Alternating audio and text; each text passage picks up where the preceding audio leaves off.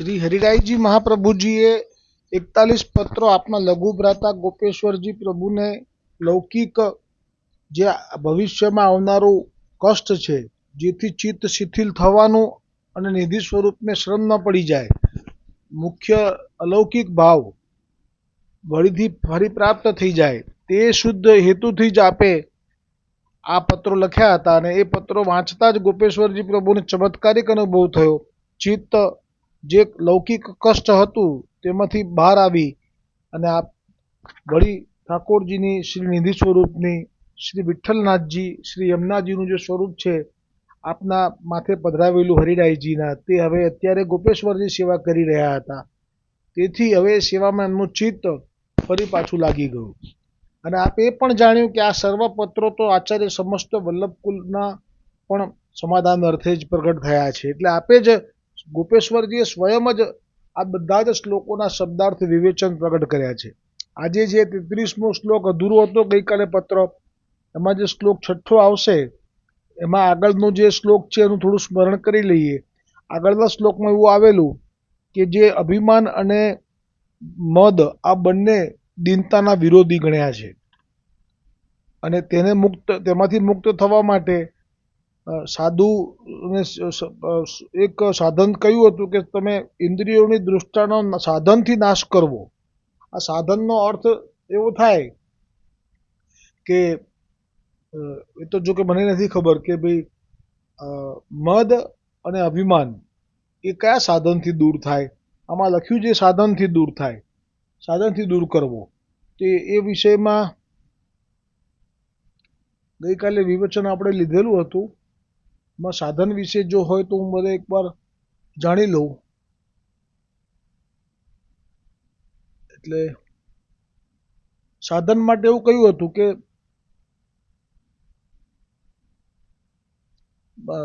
શ્રી કૃષ્ણની જે સર્વ વસ્તુઓ છે તેઓને શ્રી કૃષ્ણમાં વિનિયોજવી અર્થાત ઇન્દ્રિયોને તેમજ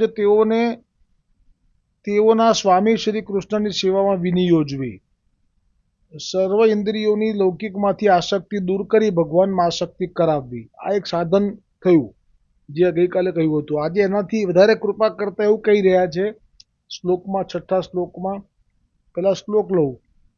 અથવાશ્રય માત્રેણ નાશયિત શક્તિ મત પ્રભુ નિજાચાર્ય શ્રિતાનામ તુ દોષા વહની સ્વરૂપતઃ સંબંધ માત્ર તો ભસ્મી ભવંતી ક્ષણ માત્રતઃ। એટલે આ જે કૃપા માર્ગ છે એમાં પ્રથમ સાધનનું કયું, પણ જો સાધન ન થઈ શકે તો હવે તો જે વાત છે એ 6થા શ્લોકમાં એમ કહે છે કે આ આપણા ગોવર્ધનનાથજીનો આશ્રય દ્રઢ કરવા માત્રથી આપણા ગોવર્ધનનાથજી સ્વયં સર્વ દોષોનો નાશ કરી નાખશે। હવે આવો વચન જ્યારે ઉચ્ચારે હરિરાયજીની કૃપાથી ગોપેશ્વરજી તો જરૂર આ વચન વાંચવાથી શ્રવણ કરવાથી પછી જો ગોવર્ધનનાથજીનો આશ્રય આ જે દોષો છે આપણા અભિમાન અને મદ એને દૂર કરવા માટે જરૂરથી ગોવર્ધનનાથજી પણ બંધાયેલા છે। અને બીજું કહ્યું ગોવર્ધનનાથજીનો આશ્રય અને બીજું કહ્યું અગ્નિ સ્વરૂપ શ્રી મહાપ્રભુજી વલ્લભાચાર્યજીના સંબંધ માત્રથી શ્રી મહાપ્રભુજીના આશ્રિત જીવોના સર્વ દોષ ક્ષણ માત્રમાં ભસ્મ થઈ જાય છે। એટલે આ જે મહિમા છે ગોવર્ધનનાથજીના શરણું પ્રાપ્ત કરવાથી આ દોષોનું નાશ થવું અને મહાપ્રભુજીના સંબંધ માત્રથી આ અગ્નિ સ્વરૂપ છે એટલે ભસ્મ શબ્દ વાપર્યો, એટલે દોષોની બહુ ચિંતા રહી નહીં, પણ કોને ના રહી, તો એના માટે બહુ સુંદર 7મો 8મો અને 9મો શ્લોક છે કે એના માટે ભાવ કરવો પડે। જેમ કે કોઈને દુસંગ છે એવી ખબર છે કે હું દુસંગમાં ફસાયો છું, પણ અંદર જ્યાં સુધી એ તાપ ના કરે કે આ દુસંગથી મારે મુક્ત થવું છે, કે એવી ઈચ્છા ના કરે કે મારે આ દુસંગથી મુક્ત થવું છે, ત્યાં સુધી તો આ ગોવર્ધનનાથજી અને મહાપ્રભુજીનો સંબંધ હોવા છતાંય કંઈ એવું ફળ મળતું નથી કે આ દોષોનો નાશ થઈ શકે। એટલે હવે આ બહુ સુંદર છે 7, 8 અને 9મો શ્લોક।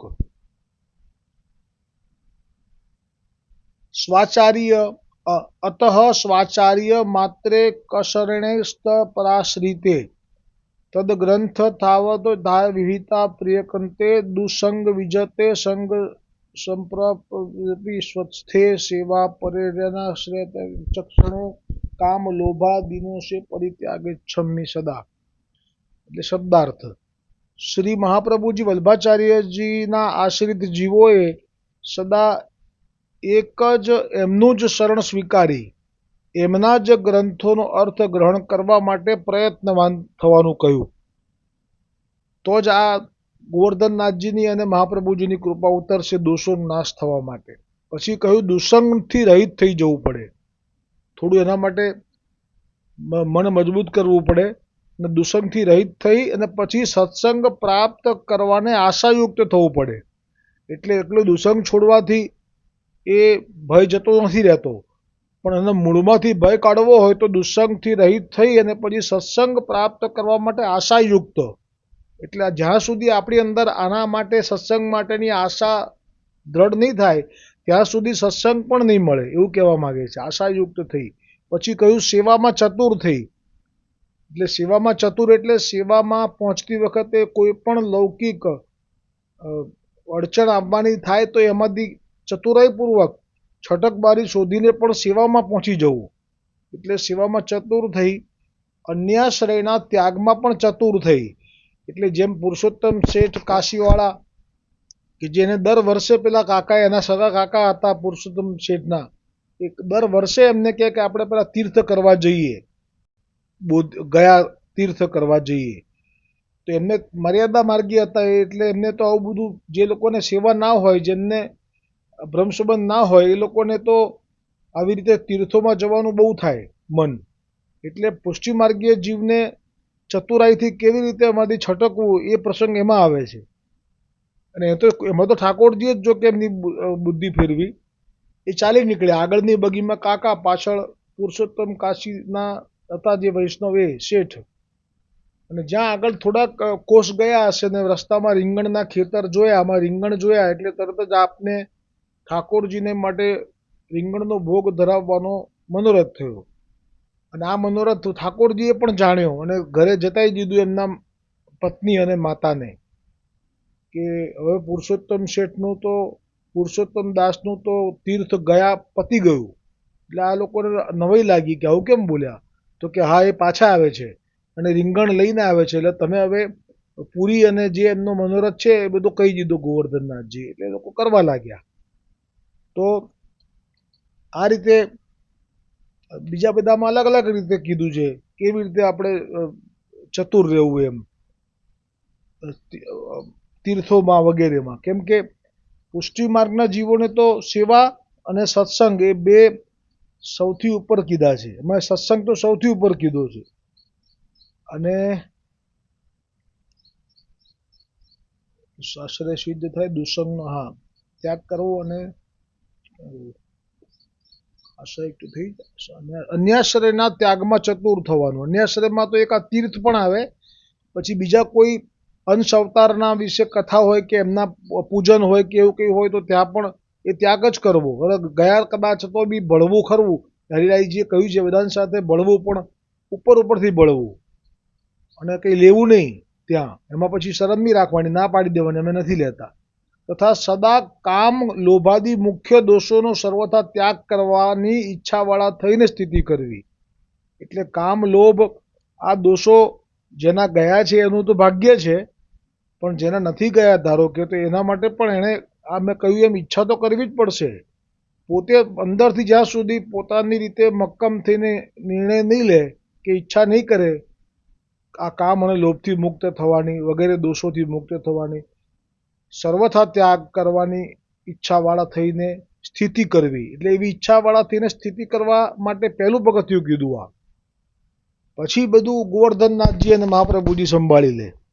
જેવી રીતે જે ગોધરાના રાણા વ્યાસ હતા એમને વિદ્યાનો મદ હતો, પણ કાશીમાં હાર્યા એટલે એમનો મત તો ગયો, પણ એટલા બધા નિરાશામાં ઉતરી ગયા કે હવે તો એમને વિદ્યામાં આવી રીતે પતન થયું એમનું, એટલે એમને તો હવે અપમૃત્યુ એટલે આત્મહત્યા કરવાનો જે વિચાર થયો. પછી વલ્લભના વચન, વલ્લભે આપના વૈષ્ણવ અને ખાલી સંભળાવવા પૂરતા, પણ ખરેખર રાણા વ્યાસ માટે, કેમ કે લીલાનો જીવ જાણી ગયા. પછી એ શરણે આવ્યા અને એમને જે હતું વિદ્યાનું મદ એ જતો રહ્યો છે. પછી મહાપ્રભુજીએ કૃપા કરી અને એવું આપ્યું એમને બળ કે હવે જ્યાં પણ તું જઈશ તો તું હારીશ નહીં, બધી જગ્યાએ તારો વિજય થશે. શાસ્ત્રાર્થ કરવાનો એમને બહુ જ મન હતું. એટલે એવી રીતે જેવું માગે એવું આપે વલ્લભ તેવા. એટલે આપ્યું, પણ એક વાક્ય પાછું ઉમેર્યું કે આ શાસ્ત્રાર્થ કરવામાં જ્યારે પણ જો અહંકાર આવશે તને કે આ તું કરી રહ્યો છે, તો તારું આ વિદ્યા એની વિસ્મૃતિ થઈ જશે એમ કહ્યું. પછી એને એક બીજો પણ મદ હતો કે મેં કામ વાસનાને જીતી લીધા છે, મને કોઈ પણ દિવસ હવે કામ વાસના સતાવશે જ નહીં. અને આ મદ એટલે એના વિશે કંઈ પછી વાત મહાપ્રભુજીએ નથી કરી, પણ ઠાકોરજીએ પછી આ મદ ઉતારવા માટેની લીલા કરી. અને એમને એક દેસાઈણી ગોધરાણી હતી, એના મુખમાં મોહ પમાડી અને એની સાથે લગ્ન કરવા માટે ભાગી જવા માટે, કોકની છે દેસાઈણી, એના મુખીની પત્ની હતી ગોધરાના, એને લઈને ભાગ્યા એના સાથે ભોગ ભોગવવાનો મનોરથ કરીને. અને પછી તો હાકીમને ખબર પડી અને સિપાહીઓને મોકલ્યા અને એક બીજો વૈષ્ણવ હતો એને લઈ ગયા અને એને પછી અગ્નિ પરીક્ષા આપવાની આવી તો આપી અને લોખંડનું કંઈક ગરમ ઉચકી લીધું અને પછી જાણ્યું કે ના આ તો નિર્દોષ છે. પણ એ પછી એમનું જે સ્થિતિ થઈ એમાં કામ લોભથી મુક્ત કેમ થયા, તો કે એમણે આ વિચાર્યું કે હું તો મહાપ્રભુજીનો સેવક, એક સમયે તો હું મૃત્યુ પામવા માટે ગંગા કિનારે હનુમાન ઘાટ ઉપર કાશીમાં જ્યાં વલ્લભે આસુર વ્યામો લીલા કરી એ જ સ્થાન, શું લીલા છે આ, જુઓ તો ખરા, એ જ સ્થાન. અને આપે આવી રીતે મને જો કૃપા કરીને રક્ષા કરીને મને બળ આપ્યું આટલું શાસ્ત્રો માટે કે હું જીતી શકું બધે. અને મેં આ શું કર્યું? અને પછી ઈચ્છાયુક્ત થયા કે ના હવે મારે આમાંથી બહાર નીકળવું છે. આ કામ મને સતાયો, કામે મને સતાયો કહેવાય. હું તો ઇન્દ્રિયો પર વિજય માનતો હતો, પણ આ તો આવો છું, હું તો એક મદારીના રમકડા જેવો છું, વાંદરા જેવો છું કે આવી રીતે નાચવા લાગ્યો આ દેસાઈણીને જોઈને. એ પછી આનાથી ઈચ્છાયુક્ત થયા. એ પછી ઠાકોરજીએ એમની પર કૃપા વિચારી અને એમને એક એવો સ્ટેજ આવી ગયો એમનો કે એમને ત્યાં એક સતી થવા નીકળેલી દૈવી જીવને એમણે ઉગારી લીધી અને પોતાના જ ઘરમાં રાખી અને પોતાના ધોતી વગેરે ધોવાની સેવા આપી. એટલે હવે એ કામથી મુક્ત થઈ ચૂક્યા હતા. આ જે 4, 5 અને જે શ્લોક છે 7, 8, 9 એની અંદર આ રીતે કહ્યું કે સર્વથા ત્યાગ, કામ લોભ મુખ્ય દોષોનો સર્વથા ત્યાગ કરવાની ઈચ્છાવાળા થઈને સ્થિતિ કરવી. પછી આ બધું સંભાળી લેશે ગોવર્ધનનાથ અને વલ્લભ. હવે વિવેચન છે આનું, ગોપેશ્વરજી કરી રહ્યા છે કે શ્રી મહાપ્રભુજી વલ્લભાચાર્યજીના ચરણ કમલનો દ્રઢ આશ્રય કરનાર ભગવદીઓનો આશ્રય કરવો. પછી પુષ્ટિ માર્ગીય ગ્રંથ જે આચાર્યએ તથા શ્રી ગુસાઈજીએ રચ્યા છે તેઓનું મનન કરવું. પછી શ્રી મહાપ્રભુજીના રચેલા શ્રી સુબોધિનીજી નિબંધ ભાષ્ય 16 ગ્રંથ તથા ટિપ્પણીજી સર્વોત્તમજી ગ્રંથનું રહસ્ય સમજવાથી આશ્રય દ્રઢ થાય છે. શ્રી ગુસાઈજી સર્વોત્તમ ગ્રંથમાં કહે છે કે કૃષ્ણ ધરામૃતા સ્વાદ સિદ્ધિરત્ર ન સંશય. પછી અત્ર આ પુષ્ટિ માર્ગમાં શ્રી કૃષ્ણના ધરામૃતનો આ સ્વાદ એ જ સિદ્ધિ છે, એમાં સંશય નથી. તેથી એ ગ્રંથોનો પાઠ અવશ્ય કરવો. તેમ કર્યાથી સુબોધ, દૈન્ય, આશ્રય આદિ સિદ્ધ થાય છે. દુસંગનો ત્યાગ કરી સત્સંગ કરવો. શ્રી ભાગવત પ્રથમ સ્કંદમાં કહ્યું છે કે ભગવાનના સંગી તે ભગવદીય હોય છે. તેના સંગની એક માત્રા સમાન સુખ તો શા લેખામાં હોઈ શકે? એટલે કે એની સરખામણી કશાની સાથે ના થઈ શકે. એ પ્રકારે સત્સંગ અવશ્ય કરવો, શ્રી કૃષ્ણની સેવામાં તત્પર રહેવું, કારણ કે પુષ્ટિ માર્ગમાં ભગવદ સેવા જ પરમ ફલરૂપ છે. સેવા સમાન અન્ય કંઈ જ નથી. શ્રી ભાગવત 9મ સ્કંદમાં શ્રી ભગવાન દુર્વાસાને કહે છે કે મત્સ્ય ક્યા પ્રતિતમ સાલોક્યાદિ ચતુષ્ટયમ નેચ્છન્તિ સેવયા પૂર્ણામ કુતો અન્ય તત્કાલ વિપ્લુતમ. અર્થ, ભગવદીઓ મારી સેવાથી એટલા બધા પૂર્ણ છે, મારી સેવાને જ એટલી બધી ફળરૂપ ગણે છે કે મારી સેવાથી સાક્ષાત્કાર થયા પછી જે તેમને મુક્તિઓ સામેથી કહેવા આવે છે કે તમે અમારો સ્વીકાર કરો. ચતુર્વિધ એટલે કે જે પણ સારૂપ્ય, સાલોક્ય, સામીપ્ય અને સાયુજ્ય એ બધી સામેથી કે છે, પણ તોય એ એમનો સ્વીકાર કરતા નથી. તો પછી કાળથી નષ્ટ થાય એવું કોઈ પદ મળી જાય તો એ કેવી રીતે ઈચ્છે? એ પ્રકારે શ્રી કૃષ્ણની જ સેવામાં સ્થિતિ કરવી, અન્ય દેવનો આશ્રય દ્રવ્યાદિક સિદ્ધ કરવા માટે પણ ન કરવો, અન્યાશ્રયનો ત્યાગ કરવા ચતુર થવું. કામ, લોભ, વિષય આદિનો આવેશ થવાથી શ્રી ઠાકોરજી હૃદયમાં પધારતા નથી. લોભથી સંસારમાં આસક્તિ થાય છે અને તેથી પાપ પુણ્યનો પણ વિચાર રહેતો નથી.